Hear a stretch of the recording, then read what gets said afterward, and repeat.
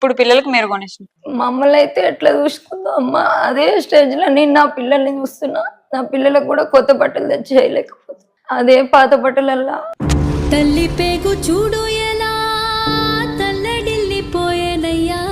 మీరు చెప్పారా వచ్చేస్తాను తమ్ముడు, నా వల్ల అవ్వట్లేదు, నేను ఉండలేకపోతున్నాను మావయ్య తోటి. చాలా సార్లు చెప్పిన అమ్మ కాలు పట్టుకున్నా నేను ఉండలేను. ఎందుకు అంత కష్టం ఏం పెట్టేవాళ్ళు? మస్తు కొడుతుండే మా మామయ్య. కొట్టేవాళ్ళు. 18 సంవత్సరాలకే 3 పిల్లలు పుట్టేసి అప్పటికే విడిపోయి మొత్తం అప్పటి నుంచి మీరు మీ తమ్ముడే మొత్తం చూసుకొని చేసుకుంటున్నారు. ఈ రోజు అమ్మ దగ్గర 200 రూపాయలు అడుక్కొని వచ్చిన. వాటర్ బాటిల్ కూడా పైసలు.